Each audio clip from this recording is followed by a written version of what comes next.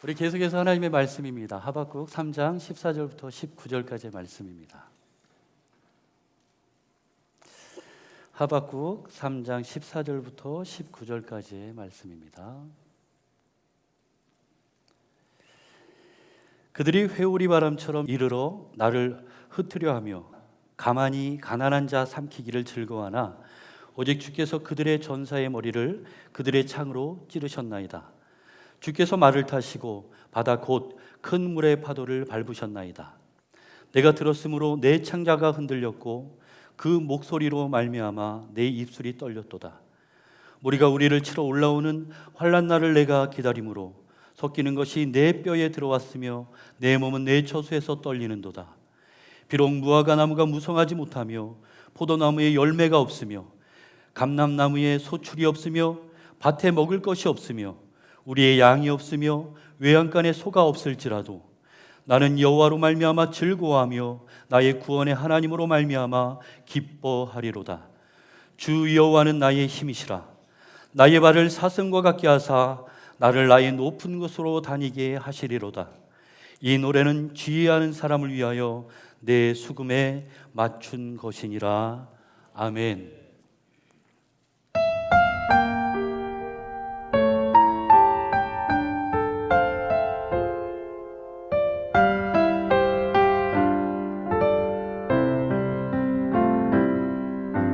요즘 나는 학교를 못 가요. 엄마는 세상이 아파서래요. 친구들을 못 만나요. 세상이 아파서래요. 예수님 내 기도를 듣고 계신가요? 세상이 많이 아파요. 예수님 고쳐주세요.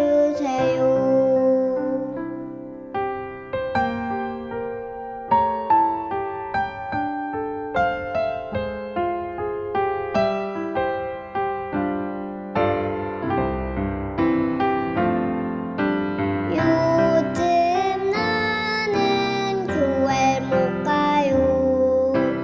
아빠는 세상이 아파서래요. 그래도 나는 예배할래요. 어디서든 노래할래요. 예수님 내 기도를 듣고 계신가요? 세상이 많이 아파요. 예수님 고쳐주세요. 예수님 내 기도를 듣고 계신가요? 세상이 많이 아파요. 예수님 고쳐주세요. 예수님 고쳐주세요.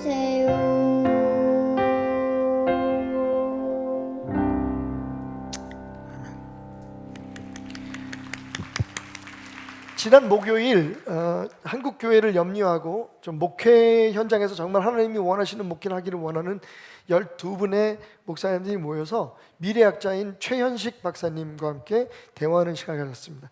처음에 계획은 그냥 오전 중에 끝나려고 했는데 아침 10시부터 시작해서 저녁 6시까지 정말 그 치열한 토론이 계속되었고, 그리고 많은 것을 배우고 깨닫고 기도하는 시간을 가졌습니다.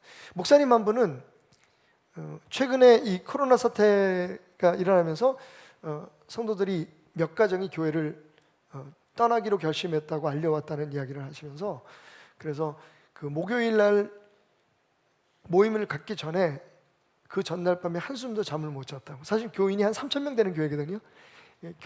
교인 몇 가정 떠난다는 게 뭐가 그렇게 클까라고 생각하겠지만 사실 목회자들의 마음은 그렇거든요. 왜냐하면 그 사람들은 그래도 목사님한테 와서 우리 떠납니다 목사님, 그동안에 이 코로나를 겪으면서 우리 교회와 목사님이 대처하는 방식이 제 마음에 들지 않아서 우리는 떠납니다라고 떠났는데, 근데 그분들은 그렇게 결정을 해서 움직인 사람들이고 안 그런 사람들이 얼마나 많을까. 나는 지금 제대로 목회를 하고 있는 걸까라고 하는 그런 죄책감에 밤을 새우셨다고 눈물을 글썽이면서 말씀하시는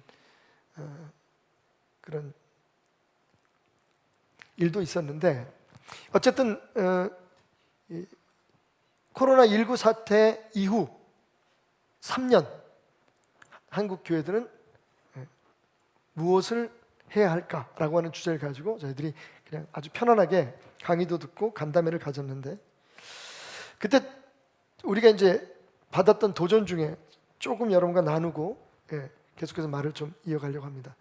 여러분 보신 이 그래프가 1918년도에 그 유명한 스페인 독감, 스페인 인플루엔자의 사망자 도표입니다. 여러분 보시면 알다시피 지금 이 앞쪽 부분, 여기가 이제 첫 번째 발병되었을 때의 일입니다. 그리고 어느 정도 약간 안식기를 갖다가 그 다음에 제 2차 웨이브가, 세컨드 웨이브가 밀려오죠.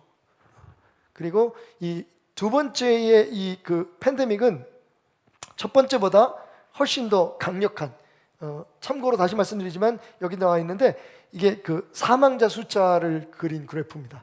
그러니까 더 많은 사람이 사망하게 되고, 그리고 다시 좀 안정세를 찾는 것 같다가 세 번째 웨이브가, third 웨이브가 오게 되는데, 이 third 웨이브는 첫 번째보다는 좀 약하지만 첫 번째보다는 좀 강하고 두 번째보다는 좀 약한 그런 웨이브가 오고, 그 다음에는 모든 사람들 안에, 대부분의 사람들 안에 이제 항체가 생기고 또 백신이라든지 아니면 치료제가 만들어지면서 함께 이렇게 스페인 독감, 인플루엔자와 살아가거나 혹은 또 변형된 형태의 바이러스나 인플루엔자가 살아가는 그런 시기가 쭉 진행되는 것을 볼 수가 있습니다. 그런데 이 스페인 독감이 2009년에 다시 유행이 됐습니다. 그러니까 물론 첫 번째 1918년의 스페인 독감과는 좀 많이 다른 형태, 변종된 형태가 왔는데, 여러분 놀라운 것은 이게 이제 영국의 확산 주기입니다. 첫 번째 first wave, 그 다음에 second wave, third wave가 거의 비슷한 그림을 그리고 있다는 것을 주목하면서 이 미래학자들이나 혹은 의학 전문가들, 방역 전문가들은 지금 우리가 겪고 있는 이 팬데믹, 그 도표를 이렇게 예상해 봅니다. 이제 코비드라고 그러죠. 원래 공식 이름은 코비드19입니다. 근데 이제 우리가 그냥 코로나19라고 우리나라에서 부르지만, 코로나 케이스에 코비드19 케이스가 이제 어떻게 되냐 예측을 하면, 지금 우리가 여기 와 있는 거잖아요, 그죠? 6월 20일 뭐 요쪽 부분이 되면 아마 이 정도의 그래프를 그리면서 다시 7월 전에 초쯤에 좀 다시 안정되게 될 거다. 근데 이 그래프가 지금 예상 그래프인데 거의 맞고 있죠. 우리가 한 자릿수로 줄었다가 다시 지금 두 자릿수로 올라가서 어제 49명, 지금 아마 발표가 됐을 텐데 몇 명인지 잘 모르겠습니다만, 지금 아마 이 상태에서 지금 다시 이제 좀 우리가 조심하면 안정되는 상태를 보이게 될 것입니다. 근데 문제는 이제 이 세컨드 웨이브입니다. 예상입니다. 그죠? 미래는 미래입니다. 그러니까 꼭 일어난다는 보장은 없어요. 안 일어나면 더 좋겠죠. 하지만 그동안의 여러 가지 팬데믹 대유행의 케이스를 보면, 아까 스페인 독감도 마찬가지고 홍콩 독감, 특별히 우리가 주목해야 될 것은 얼마 전에 있었던 사스라고 하는, 역시 코로나 바이러스입니다. 이 사스라고 하는 바이러스가 미친 영향들을 보면 거의 비슷한 형태의 곡선을 만들어내고 있다는 거죠. 그래서 지금 여기 예측은 7월 20일부터 내년 1월 21일까지 언제인지 모르지만 지금보다 훨씬 더 강력한 피해를 가져올 수 있는 코로나의 그 대유행이 전 세계를 휩쓸 것이다. 이게 예측입니다. 그리고 정리가 돼서 여기 보면 2021년 거의 말에나 가야 이게 안정세에 들어가지 않겠나라고 하는 그런 예측을 내놓고 있습니다. 처음 듣는 얘기는 아니시죠? 다시 유행이 올 것이다.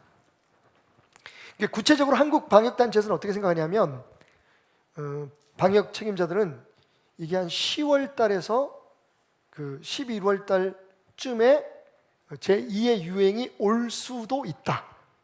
온다는 거예요. 올 수도 있다. 근데 그것은 지금 우리가 겪고 있는 것보다 훨씬 강력한 임팩트를 우리의 실생활과 삶에 가하게 될 것이다. 최현식 박사 얘기는 그랬습니다. 목사님들 그동안 3개월 잘 쉬셨죠? 지금부터 목사님들에게 주어진 시간은 3개월, 길어야 4개월입니다. 그때 다시 교회가 문을 닫고 다시 함께 모이는 예배가 그것도 지금처럼 짧게가 아니라 장기간 이루어질 것을 대비하고 그 와중에 성도들이 믿음을 잃지 않도록 어디에서든 하나님에 대한 믿음을 유지하고 또 그것을 성장시켜 갈 수 있는 시스템을 교회에서 준비하시고 그 과정에서 담임 목사님들의 신속하고 적절한 의사 결정 과정이 이루어지지 않는다면 앞으로 한국 교회는 생각보다 더 어려운 일들을 겪게 될 것입니다. 미래학자들이 우리에게 얘기하는 우리에게 주어진 시간은 3개월이었습니다. 3개월, 4개월, 10월 달에 만약에 팬데믹이 다시 온다고 한다면 분명히 이 사회와 정부 기관들은 교회를 어떻게 다뤄야 하는지를 배웠고 그렇게 할 때 세상이 얼마나 박수를 치며 응원을 하는지를 알았습니다. 학습 효과죠. 이미 오늘 그 아프리카 예수마을 사람들 함께 하신 우리 이찬원 목사님 저기 뒤에 와 계신데 우리 GYN의 총괄 이사님이신 목사님 좀 암울한 얘기를 하지만 목사님 오셨으니까 우리 이찬원 목사님 소개하면 여러분 뜨거운 박수로 격려해 주시고요. 우리 교회의 그 온갖 네트워크라고 하는 사단법인에 지금 사무총장 일도 함께 하고 계십니다. 여러분 계속해서 우리 목사님 위해도 기도 좀 해주시고 목사님이 그 출석하시던 교회가 문을 닫았습니다. 버텨낼 수가 없는 거죠. 어제 제가 얘기를 들었습니다. 우리 교회 안에 여러분 필리핀 교회가 있다는 거 아시죠? 로고스 필리핀 미션인데 그 알렌 목사님이 오셔가지고 안산과 인천에 그리고 우리 베델교회 안에 3개의 교회가 있었는데 안산 교회는 문을 닫고 지금 이 코로나 사태로 인해서 이제 우리나라에 있는 그 여러 그 근로자들이 돌아가시잖아요. 그래서 거기는 아주 문을 닫아버리고 인천으로 모았는데 정부기관에서 외국인들이 이렇게 예배드리는 것을 허락할 수 없다. 허가를 받지 않은 종교 모이기 때문에 문을 닫아라 행정명령을 내려서 문을 닫았습니다. 지금. 그래서 고민하다가 그 외국인들이 지금 외국인 자기 백성들을 선교하기 위한 교회들을 운영할 수가 없는 거예요. 그 교회 이름으로. 그렇게 하려면 많은 돈도 들어가고 허가하는 과정도 필요하고. 그래서 필리핀에 있는 총회에다가 연락을 해서 저희 교회에 지금 제안이 왔습니다. 우리 장로님들한테 아직 의논 안 했는데 공문이 보내왔어요. 그 필리핀 로고스 교회를 베델 교회로 이름을 바꾸고 베델 교회 산하 아래에 있는 필리핀 그 인들을 선교하는 교회로 받아주십시오. 모든 뭐 월세라든지 그 목회자 비용이라든지 그건 지속적으로 우리가 필리핀 형제 자매들을 위해서 그 필리핀에서 모아서 보내겠지만 그러니까 경제적인 부담은 갖지 않더라도 베델교회의 일부이다라고 하지 않으면 한국에서 그 교회를 유지할 수 없게 되었습니다. 근데 일단은 제가 긍정적으로 검토해 본, 저희 입장에서는 당연히 도와야 되죠. 어차피 우리 교회 안에 있는 교회니까. 그런데 그나마도 얼마나 버텨낼 수 있을까라고 하는 질문을 스스로에게 하지 않을 수 없었습니다.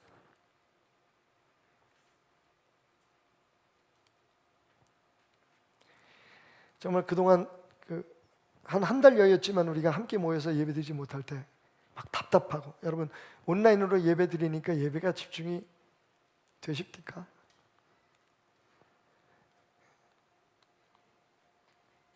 사실 주어지는 3개월 안에 우리가 우리 교회에서 제가 제일 못하는 거, 죄송합니다.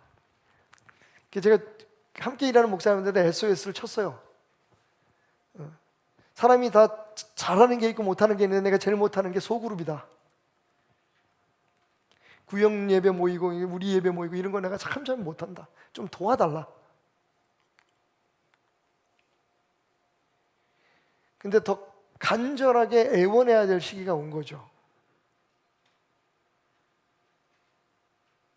만약 저들의 예상이 맞는다면 우리는 계속해서 문을 닫고 열고 모이고 흩어지고, 그 와중에 우리끼리 또 싸우죠. 예배 그래도 죽어도 드려야 돼. 코로나가 무서워서 예배를 안 드리면 되나? 아니야, 사회적인 책무를 위해서 우리가 스스로 모이지 말아야 돼. 여러분, 이런 불필요한 논쟁과 아픔들이 계속되면서 어쩌면 우리가 다시 또 가정에서 TV 화면 앞에서 혹은 스마트폰을 켜고 예배를 드려야 할 시기가 다시, 그것도 아주 길게 다가올지도 모릅니다. 말 그대로 지금 우리가 이렇게 앉아 있을 때는 아니다라는 강한 위기의식이 느껴지는 시간들이었습니다. 여러분들의 협력을 부탁드립니다. 우리 교회입니다. 사실 예전에는 제가 왜 이렇게 위기의식을 느끼냐면, 저도 베델교회 27년 목회하면서 는 건 깡패였거든요. 근데 그게 통하지 않은 때가 됐다는 생각이 드는 게, 예전에는 하다가 좀 안 되고 성도들이 목사님 그거 아니에요 라고 하면 얼마든지 좌표를 수정하고 할 시간들이 있었어요. 근데 지금 내려지는 결정은 치명적일 수 있다는 걸 우리 모두는 알고 있습니다. 어떻게 해야 할까요, 여러분? 지금은 우리가 소소한 일이나 정말 앞으로 교회가 교회답게 유지되고 하나님이 맡겨주신 일, 여러분 부흥은 둘째치고 정말 감사한 건 그 와중에도 우리 교회는 정말 여러 가지 일들이 많이 일어나고 있어요, 그죠? 김창주 집사님이 또 관여하는 그 방역 시스템 때문에 지금 여러분이 앉아 계신 자리는 최소한 3개월에서 6개월 동안 다시 방역을 하지 않아도 바이러스가 생존할 수 없는 환경으로 지금 다 우리 교회는 다 코팅이 되어 있는 상태입니다, 여러분. 놀랍죠? 눈에 보이지 않지만 바이러스가 여러분이 앉아 있는 자리에서 생존할 수가 없어요. 지금 문도 마찬가지입니다. 다 문고리들 다 우리가 방역했어요. 아이들 예배드리는 장소, 화장실. 거기다가 또 지난주에는 우리 신영 집사님 모셔가지고 친구가 기계를 만들어서 파는데, 그게 뭐냐면 이렇게 터널식으로 되어 있어, 문처럼 되어 있어. 이렇게 지나가면 거기에서 이렇게 방역 제품들이나 이런 것들이 나와서 미세먼지도 날려보내고, 그리고 방역을 자동적으로 방역해주는, 그러니까 우리 교회 입구에 그걸 하나를 세워놓기로 우리 집사님이 그렇게 기부를 받으신 거죠. 일본하고 바레인에 지금 수출하는 물건을 만들고 있는데, 그 물건을 이제 만들 때 우리 베델교회 걸 하나를 따로 만들어서, 아마 그 친구도 굉장히 감사하는 마음으로 또 우리 집사님하고의 그런 우정을 생각해서 우리 교회에 설치를 무료로 해주겠다고. 제가 볼 땐 가격도 꽤 나갈 것 같은. 제가 처음에 그걸 생각했었거든요. 근데 너무 가격이 많이 나가서 그냥 장로님들한테 한번 얘기를 했는데 이런 거 하나 했으면 좋겠다 그랬는데 또 하나님이 그대로 또 그러니까 6월 말이나 7월쯤이면 아마 그게 설치가 되면 우리 베들교회는 정말 말 그대로 대한민국에서 뭐 그렇다고 해서 완전히 안전할 수는 없는 거지만 어쨌든 최고의 방역 시스템을 갖게 되는 교회가 될 것이고 다른 교회들이 부러워할 만한 그런 상황을 만나게 될 것입니다. 거기다 그 사이에 시가로 한 1억 5천 정도 되는, 교회에서 계획한 것도 아니고 저는 입 한 번도 뻥끗한 적이 없습니다. 근데 성도님들 중에서 헌금을 하셔가지고 기계를, 지금 여러분 사운드가 좀 어떠세요? 좀 예민하신 분들 느끼실 텐데 이 지금 교회 안에 들어와 있는 시스템이 이 본당만 제가 생각해도 거의 한 8, 9천만 원? 그리고 그 청년들, 학생들이 드리는 예배실에 그 보이지 않게 시스템을 교체했는데 그것까지 하면 한 1억 5천 정도를 두 분의 안수 집사님과 집사님이 헌신하셔서 다 바꿔놓으셨어요.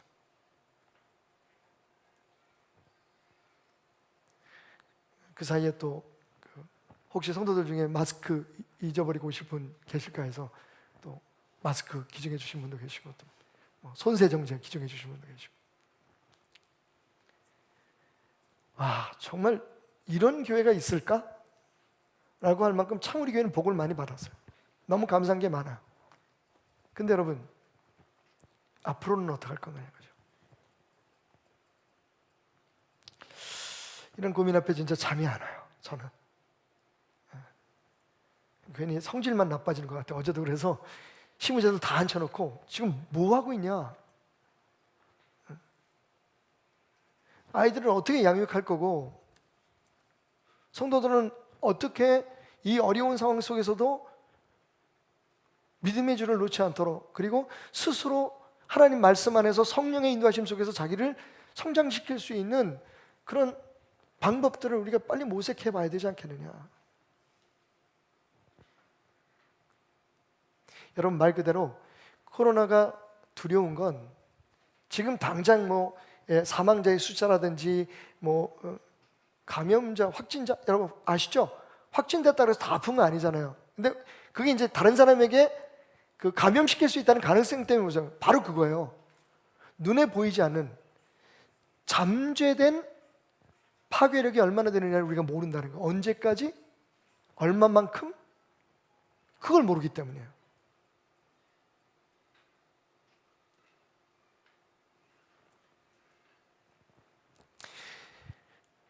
그래서 고민하는 가운데 성경에서 우리 못지않게, 이 부족한 목사 못지않게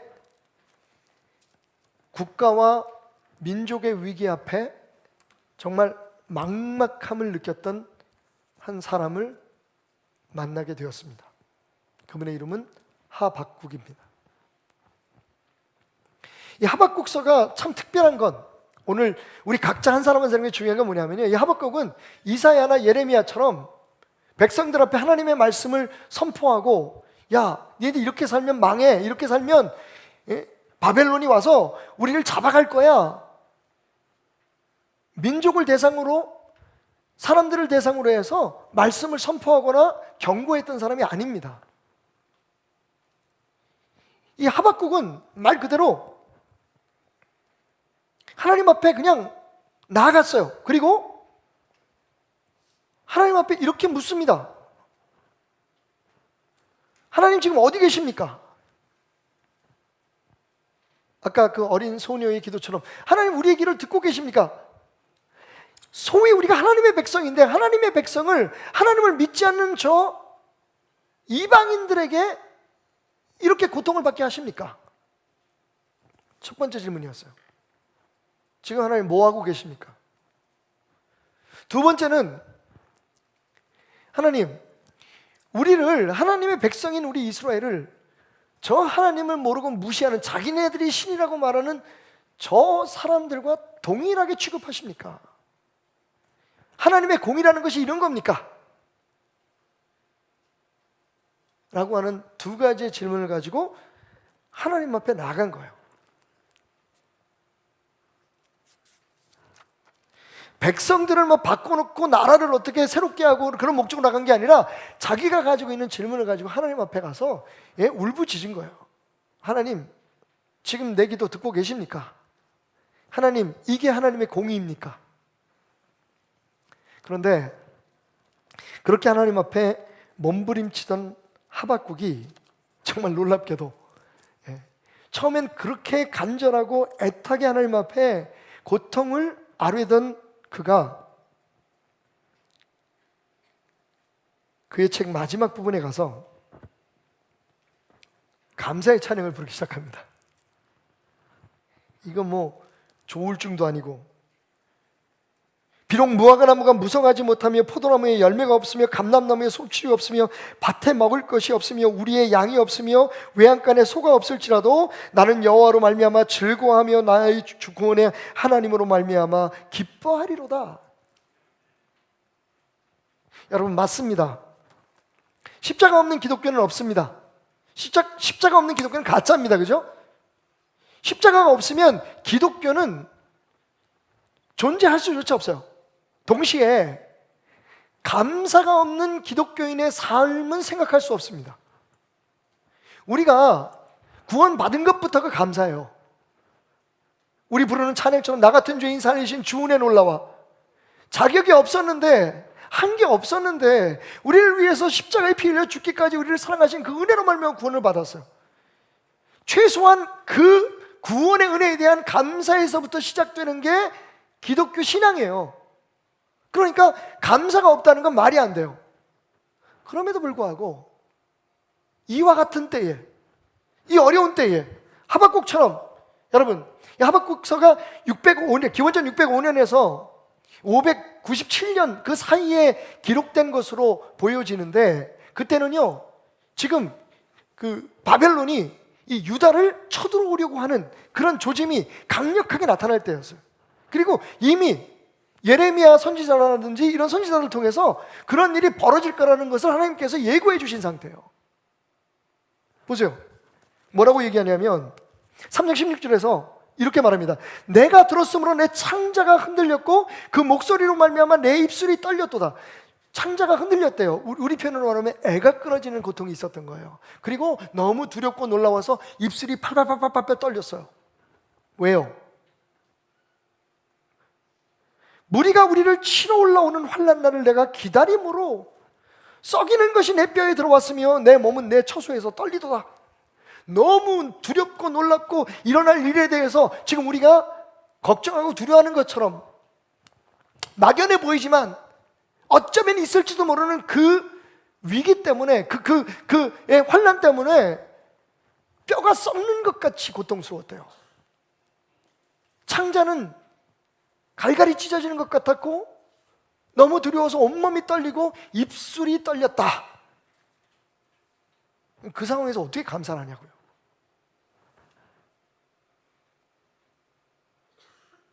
말씀을 읽으면서 저는 오늘 이런 선언을 우리 성도들에게 해야겠다는 용기가 생겼어요. 여러분, 억지로 감사할 필요 없습니다. 감사할 게 없는데 왜 감사를 해? 사실 우리가 선제적인 감사에 대해서 많이 배워왔어요. 감사할 일이 있어서 감사한 게 아니라 감사해서 감사할 일이 생긴다. 근데 가만히 생각해보면 그것도 굉장히 이기적이에요. 왜? 그럼 우리가 감사하는 때는 언제요? 우리가 뭘 바랄 때잖아.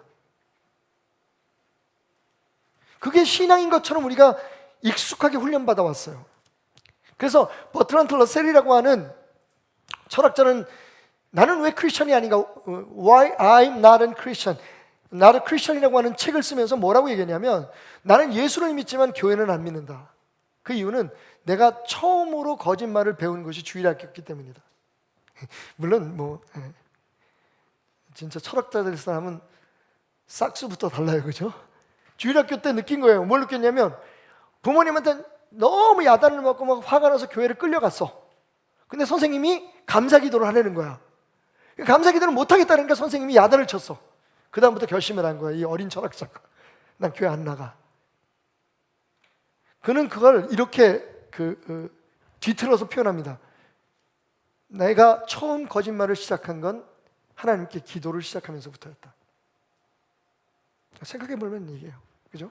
동의할 수는 없지만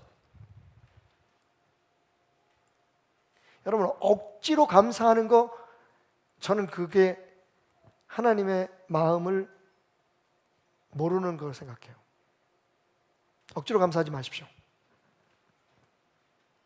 대신 우리 안에 이미 감사할 충분한 이유가 있다는 것을 알고 감사하십시오. 내게 없는 걸 더 얻기 위해서 감사하지 말란 말이에요.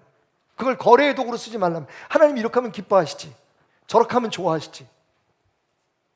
여러분, 만약 그런 마음이었다면 오늘 이 자리에 서 있는 이 목사도, 이 못난 목사도, 그리고 오늘 말씀을 쓰는 하박국도 하나님 앞에 감사할 수 없었을 거예요.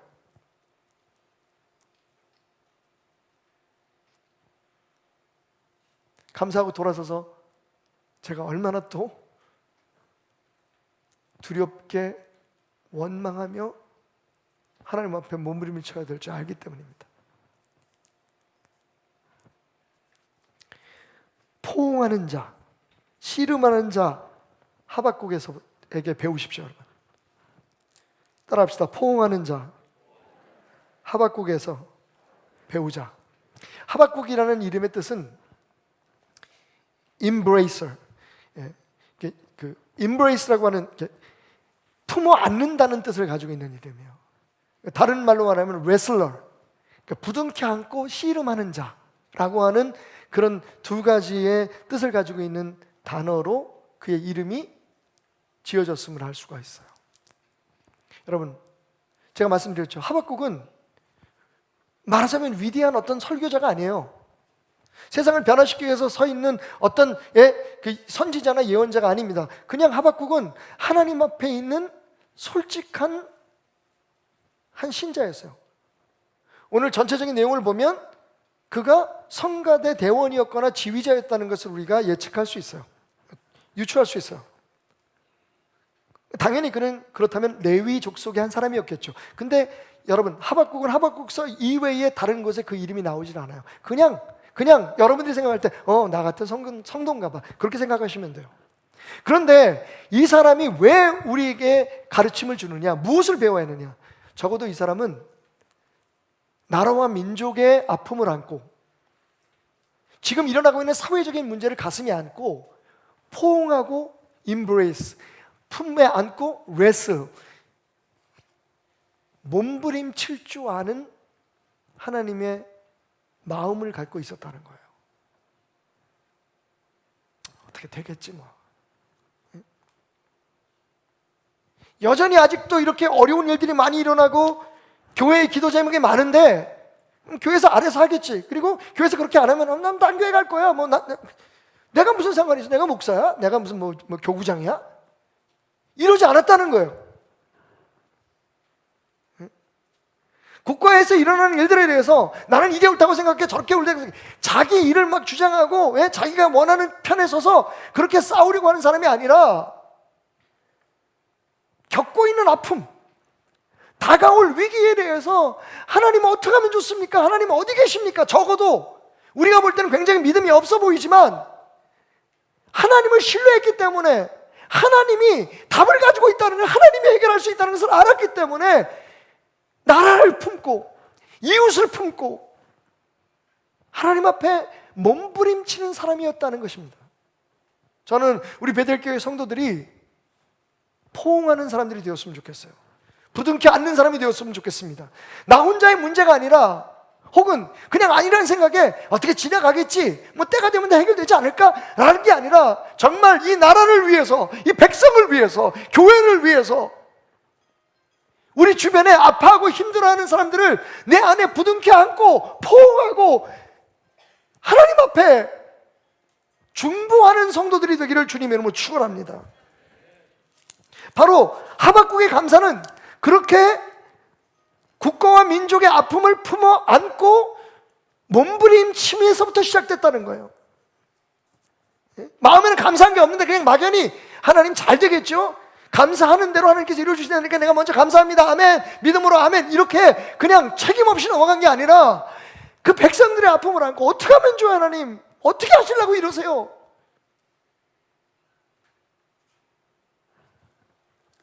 또 한 가지 중요한 건 이 하박국이 흔들리는 창자, 떨리는 입술, trembling belly, quivering lips, 그런 마음의 태도와 깨달음이 있었기에 참 감사가 하나님 앞에 흘러나올 수 있었다는 겁니다. 자, 무슨 말인가 하면 두 번째 질문입니다. 하나님, 왜 우리를 저 사람들하고 똑같이 취급하십니까? 우리 하나님 백성 아닙니까? 쉽게 말하면 그것을 이 시대의 기도 제목으로 말하면 이럴 거예요. 우리는 교회 다니는 사람인데, 우리 예수 믿는 사람인데 왜 예수 안 믿는 사람들과 우리가 똑같은 아픔을 당해야 됩니까? 이건 우리가 종종 하는 얘기예요. 그러자 하나님께서 2장에서 쭉 하나님께서 왜 이 세상을 무엇 때문에 진노하시며 심판하시는지 6가지의 죄에 대해서 말씀하십니다. 2장 5절부터 쭉 나오는데 여러분 나중에 이 하박국서 길지 않습니다. 꼭 집에 가서 한번 읽어보시면 굉장한 은혜가 될 거예요. 첫째는요, 탐욕입니다. 세상의 욕구와 욕망에 휩쓸려서 자기도 술에 취해서 살 뿐만 아니라 다른 사람들에게 술을 권하며 다른 사람을 타락하게 하는 행태에 대해서 하나님께서 진노하고 계세요. 둘째, 타인의 것을 탈취하는 겁니다. 내게 아닌데, 나도 내 거로 충분히 살 수 있는데 남의 것들을 강제적으로 뺏어서 내 거를 만들려고 하는 그 한없는 욕심에 대해서 하나님께서 진노하십니다. 세 번째, 부정적인 방법으로 쌓아가는 재물들, 부정축제. 왠지 모르게 낯설지 않아요, 그죠? 수단과 방법을 가리지 않고 내 재산을 모으기 위해서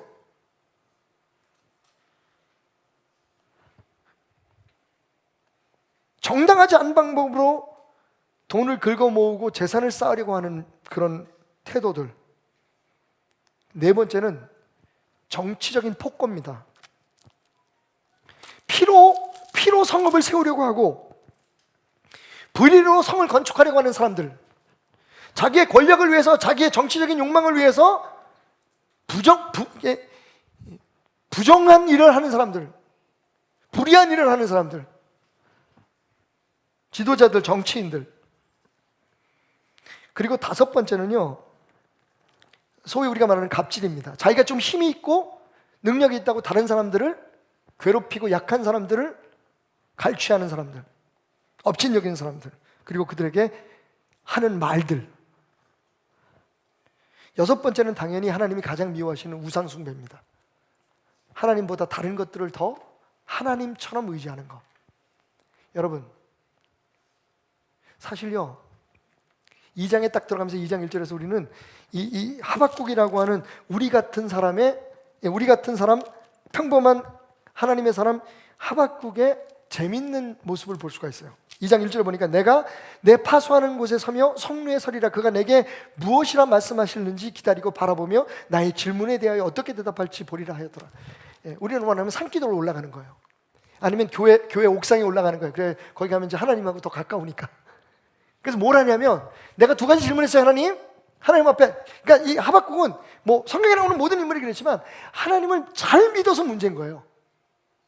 하나님 앞에 나가서 뭐라고 그러냐면, 하나님 지금 어디서 뭐하고 계십니까? 대답해 주십시오. 둘째, 왜 하나님은 우리 믿는 사람들을, 이스라엘 사람들을 왜 저 바벨론 사람들과 똑같이 대우하십니까? 오히려 저 사람들에게 우리가 잡혀가게 만드시는 이유가 뭡니까? 두 가지를 딱 하군요. 그 다음에 교회 계단을 당당당 올라가서 교회 꼭대기에 올라간 거예요. 산 꼭대기로 올라간 거예요. 그리고 뭐라고 얘기합니까? 하나님 나한테 뭐라고 응답하는지 내가 기다린다. 그러던 하박국이요, 한 걸음 한 걸음 뒷걸음질을 칩니다. 그리고 성경엔 기록되어 있지 않지만 그 하나님 앞에 무릎을 꿇지 않았을까 예상해 볼 수 있습니다. 왜? 듣고 보니까 우리가 저들보다 난 게 있더라 없더라? 듣고 보니까 하나님의 백성이라는 이유, 교인이라는 이유, 집사라는 이유, 목사라는 이유, 그것만 가지고 하나님이 우리를 축복하시고 인도하셔야 될 이유가 없더라는 거예요. 똑같은 짓 하는 거예요. 쾌락에 빠지고 나보다 힘 약한 사람들을 함부로 대하고 편법이니 부정적인 방법으로 부를 축적하고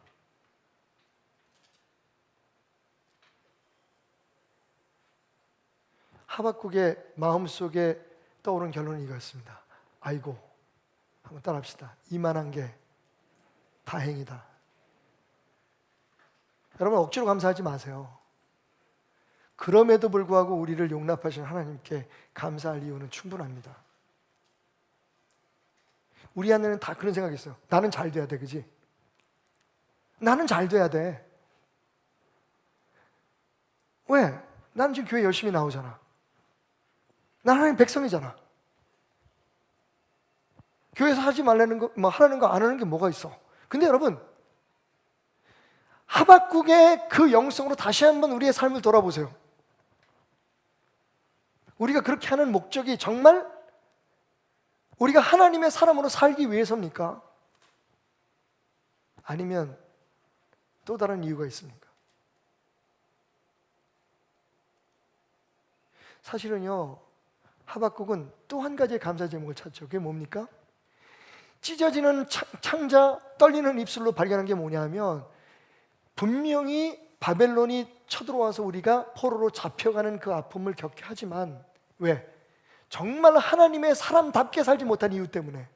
근데 하나님이 뭐라고 말씀하시냐면 이건 기간이 있다는 거예요. 감사해야 돼. 감사해야 돼요.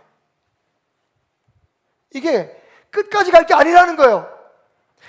목적이 뭐냐? 너희들이 돌이켜서 우상이 아닌 나를 숭배하고 세상의 욕심이 아닌 너희들 구원한 나 하나님에 대한 은혜에 감사하는 마음으로 살아갈 때 너희들의 이 고난의 기간은 끝날 거다. 여러분, 하나님의 목적이 분명해요. 맞습니다. 하나님은 절대로 하나님의 사람과 하나님의 자녀와 하나님을 믿지 않는 사람을 동일하게 대접하지 않습니다. 우리 하나님 그렇게 죄 앞에 공평하지 않습니다. 그럼에도 불구하고 하나님 우리를 사랑하시기 때문에 우리가 우리 스스로의 잘못을 보기를 원하시는 거예요. 여러분, 하나님께서 바벨론의 이스라엘을 팔아버리신 목적이 무엇입니까? 이스라엘 여금 스스로 짓고 있는 죄를 그 안에서 보라는 거죠. 그런데 그건 생각 안 하고 왜 우리 교회들이 이렇게 어려움을 당합니까? 왜 내가 교회를 위해서 충성하는데 왜 내 삶에 이런 일? 저는 솔직히 여러분, 만약 오늘 설교가 그렇게 별로 은혜가 되지 않은 분들에게는 이 말이 버거울 수 있지만, 기분 나쁠 수 있지만 그만한 게 다행인 줄 아십시오. 저는 제게 그렇게 말했습니다. 박 목사야, 그만한 게 다행인 줄 알아. 생각해 보세요, 여러분. 어쩌면 저는 여러분 앞에서 저는 여기에 설 자격도 없는 사람이라고 얘기를 하면서 솔직히 속으로는 나는 이보다 더 큰 대접을 받아야 된다라고 생각하고 목회를 해왔는지도 몰라요. 여기 세워진 것, 귀한 여러분들을 섬길 수 있도록 목사의 자리에 여러분 생각해 보세요. 이렇게 한두 시간씩 여러분들이 제 말에 귀를 기울여야 될 이유가 뭐가 있습니까? 근데 그걸 잊을 때가 있다고요.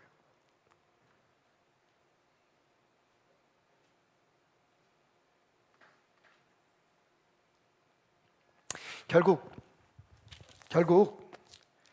여러분, 이 마지막 고백 속에 답이 있습니다. 자, 비록 무화과나무가 무성하지 못하며 포도나무에 열매가 없으며 감람나무에 소출이 없으며 밭에 먹을 것이 없으며 우리의 양이 없으며 외양간에 소가 없을지라도, 그죠? 뭐라고 얘기해요?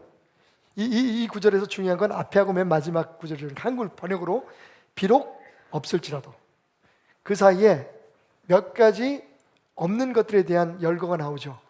무화과 나무에 열매가 없고 포도나무에 열매가 없고 외양간에 양이 없고 우리의 양이 없고 외양간에 소가 없고. 그런데 여러분, 나는 여호와로 말미암아 즐거워할 거다. 아멘. 그러니까 없어진 거를 바라보면 나는, 그리고 앞으로 더 없어질 걸 생각하면 나는 절망할 수밖에 없지만, 비록 없어도 하나님이 나의 하나님 되시기 때문에, 하나님이 나와 함께 하시기 때문에, 하나님이 나를 포기하지 않으셨기 때문에, 심지어는 이 고난과 역경의 시간조차도 나를 세우시고 나를 사랑하시는 그분의 사랑의 표현이라는 것을 내가 알기 때문에 나는 여호와로 인하여 기뻐하고 나는 여호와로 인하여 즐거워하리라. 하나님 감사합니다라고 하는 이 절정의 감사가 쏟아져 나올 수 있었던 거예요. 여러분, 억지로 감사하려고 하지 말고 오늘 하박국을 통해서 우리가 배우는, 깨닫는 진짜 감사의 제목이 이미 우리에게 충분하게 있다는 것을 알고 감사하십시오. 대가를 바란 감사는 감사가 아닙니다, 여러분. 아무리 믿음으로 포장하려고 해도 내 안에는 세상적으로 없는 걸 채우고 빼앗기지 않으려고 하는 욕심 때문에 하나님 앞에 감사하는 게, 그게 무슨 감사입니까? 진짜 감사는 속된 말로 다 거덜이 나고, 내 주머니는 비고, 내 루비통 가방 속에는 카드가 다 사라질지라도. 그래서 루비통 가방은 건졌네. 왜 잠깐만 나는 루비통이 이렇게 좋은지 몰라. 내 똥도 싫어하면서 남의 똥을 이렇게. 여러분 잘 들으세요. 무화과에 열매는 없지만 무화과 나무는 있잖아요. 포도 열매는 못 거두는데 포도나무 있어요, 없어요? 밭이 있어요, 없어요? 양은 없지만 우리 있어요, 없어요? 손은 없는데 외양간 있잖아요. 그런데 중요한 건 뭐냐? 하나님이 우리와 함께 하시잖아요. 그러니까 지금 당장은 열매가 없어도, 사실 이거 식량이에요. 이스라엘 사람들한테는 무화과가 먹고 사는 생존의 문제예요. 근데 그게 없어도, 지금은 없지만 여러분, 나무가 있으면 하나님이 우리를 기뻐하시고 하나님이 우리에게 주셨던 그 고난의 시기를 끝내는 순간 여러분, 그 나무에 다시 열매가 맺을까요, 안 맺을까요? 만약에 무화과 나무가 뿌리채 뽑히고 포도 열매 그 줄기가 다 사라져버리고 불이 나서 다 타버리고 외양간이고 우리가 다 없어졌구나, 이러면 진짜 절망해요.